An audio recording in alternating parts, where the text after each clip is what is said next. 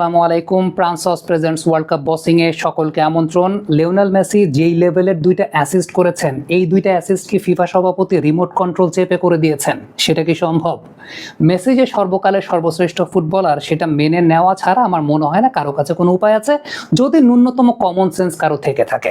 তবে মেসির দুইটা অ্যাসিস্টকে বর্ণনা করার আগে প্রথমার্ধের একটা সামারি দিই। প্রথমার্ধে আর্জেন্টিনা সর্বপ্রথম ডার্টি ফুটবল খেলা শুরু করেছে, কলম্বিয়ার মতো অনেকাংশে, বা ফিজিক্যাল ফুটবল যেটাকে আমরা বলি। একটু পরে ইংল্যান্ডও সেই ডার্টি বা ফিজিক্যাল ফুটবলে জয়েন করেছে। দুপক্ষ মিলে প্রথমার্ধটাকে মোটামুটি একটা রেসলিং কাইন্ড অফ ম্যাচ বানিয়ে রেখেছিল, যে কারণে প্রথমার্ধে 19টা ফাউল হয়েছে, যার 12টা আর্জেন্টিনা করেছে, 7টা করেছে ইংল্যান্ড। আপনি যদি আমাকে ব্যক্তিগতভাবে বলতে পারেন, আমি বলবো দুপক্ষই প্রথমার্ধে আরো বেশি কার্ড ডিজার্ভ করতো, বাট রেফারি এই ফিজিক্যাল ফুটবলটাকে আসলে মেনে নিয়েছিলেন, যে কারণে না পারতে দুই পক্ষকে একটা একটা করে ইয়েলো কার্ড দেখিয়েছেন। আদারওয়াইজ এই ম্যাচের ইন্টেন্সিটি ওয়াইজ রেফারি ধরেই নিয়েছেন যে এই ম্যাচে ফিজিক্যাল ফুটবল হবে। কার্ড উনি খুব বেশি দেখান নাই, না পারতে দেখিয়েছেন। বাট আপনি আমার ব্যক্তিগত মতামত চাইলে দুপক্ষই আরো বেশি কার্ড ডিজার্ভ করে।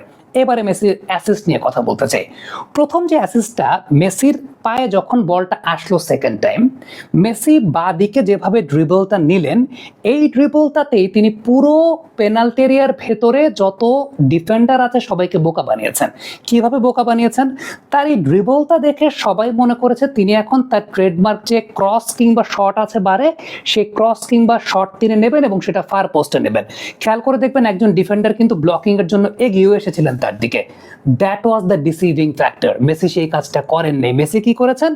এনজো ফার্নান্দেজ ওই জায়গাটায় বক্সের বাইরে ফাঁকা ছিলেন, কারণ প্রত্যেকে প্রিপেয়ার ছিলেন মেসির ক্রসের জন্য।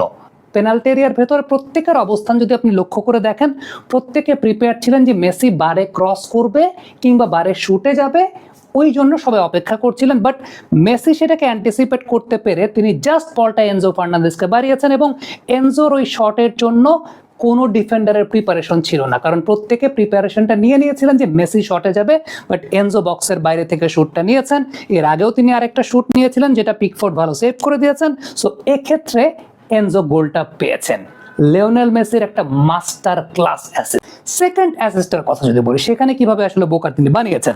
প্রথমত লা পজা, লিওনেল মেসি যেটা করেছেন, বলটা পেয়ে একটু হোল্ড করেছেন, পজ দিয়েছেন।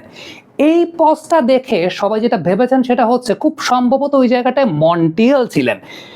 মেসি হয়তো বা ওয়েট করছেন মন্টিয়েল একটা রান নিবে, অর্থাৎ ওই জায়গাটায় রাইট উইঙ্গার একটা রান নিবে, এটার জন্য অপেক্ষা করছিলেন সবাই।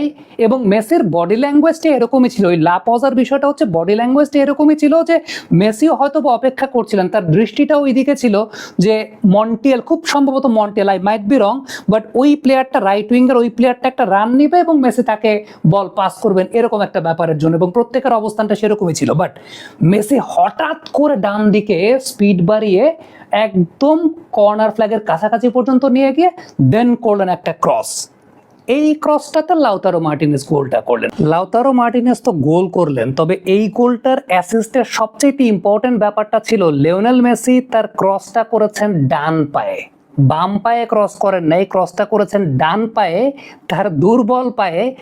দ্যাট মিনস আজকে আনবিলিভেবল রকমের ফুটবল প্রদর্শনী করেছেন লিওনেল মেসি। সো দুটো গোলেই ডিসিভিং ফ্যাক্টরের জায়গাটা ছিল মেসির ইন্টেলিজেন্সের কাছে পুরোপুরি ইংল্যান্ড ধরা খেয়ে গেছে। একটা মানুষের ইন্টেলিজেন্সের কাছে পুরো টিম ভেঙে পড়া, পুরো ডিফেন্স সেট আপ ভেঙে পড়া, সত্যি কথা বলতে মেসির জন্য 10টা মিনিট যথেষ্ট।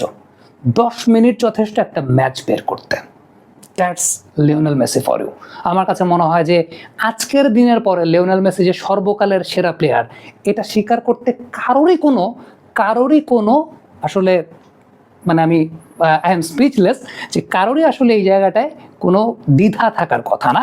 কারণটা হচ্ছে যেই লেভেলের, যেই ম্যাচের ইন্টেন্সিটি ওয়াইজ 1-0 গোলে পিছিয়ে পড়ার পর যেই লেভেলের দুটো অ্যাসিস্ট মেসি করেছেন এবং যেরকম ইন্টেলিজেন্সের সঙ্গে তিনি অ্যাসিস্ট করেছেন, to be very honest, hats off to Lionel Messi. আমি 98 থেকে ফুটবল দেখি, আমি মনে হয় না আমার জেনারেশনে এত কনসিস্টেন্ট বেসিসে যে 39 বছর বয়স পর্যন্ত এত কনসিস্টেন্ট বেসিসে এই লেভেলের ফুটবলার দেখেছি। কমেন্ট বক্সে আপনাদের মন্তব্য মতামত জানতে চাই, লিখে পাঠাবেন।